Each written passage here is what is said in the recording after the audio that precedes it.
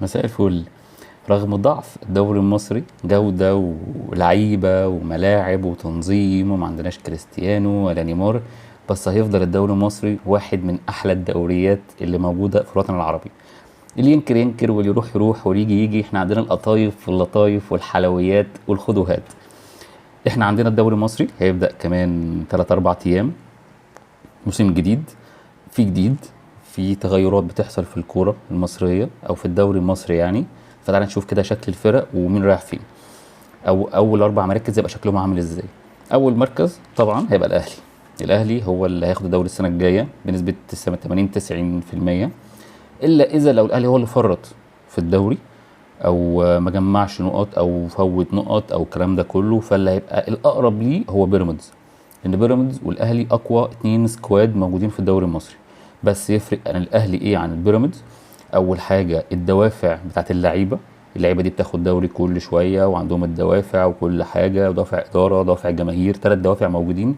عكس بيراميدز اللي عندهم دافع اداره بس، اللعيبه ما عندهمش دوافع تقريبا يعني هو الاداره بس هي اللي عايزه، بس مش عارفين بقى يعملوا بايه يعني. في اول مركز الاهلي، تاني مركز بيراميدز، دول هيلعبوا في افريقيا السنه اللي بعديها يعني. فدول اول مركزين ضامنين الدوري السنه الجايه او دوري ابطال افريقيا السنه الجايه. المركز الثالث اعتقد المفاجاه اللي هتبقى موجوده في المركز الثالث السنه الجايه او الموسم اللي احنا هيبدا كمان كام يوم ده هو المصري.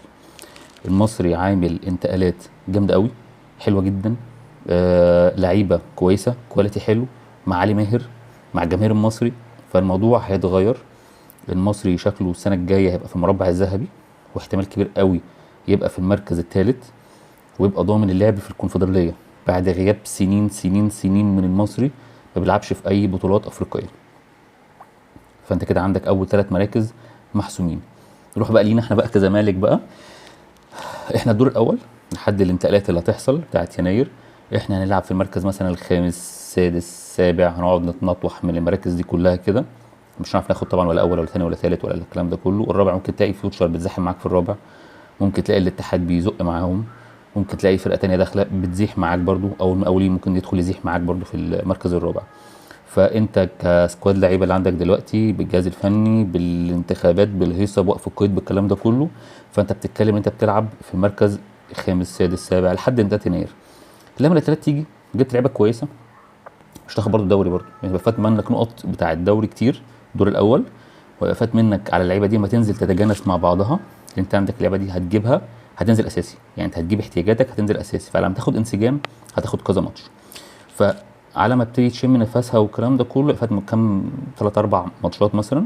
فالموضوع هيبقى ان انت بتلعب على مربع الذهبي، بتلعب انت بتبقى موجود في الكونفدراليه السنه اللي بعديها، وتلعب انت موجود في الرابع. ولو الدنيا حلوه قوي وبقى شاشت معانا والدنيا بقت الزبادي خلاط والدنيا حلوه هتدخل ثالث. غير كده مفيش اي حاجه خالص. فكده عندك اول 4 مراكز السنه الجايه، الاهلي اول، بيراميدز تاني، مصري تالت، الزمالك رابع. هنشوف اللي يحصل ان شاء الله مع بعض باذن الله، كل ماتشات الكبيره واسبوع باسبوع في الدوري المصري. وربنا يكرم ان شاء الله يبقى موسم حلو، موسم متغير. وشايف ان الاهلي وبيراميدز هيعملوا كوره السنه الجايه حلوه جدا جدا جدا جدا. شكرا.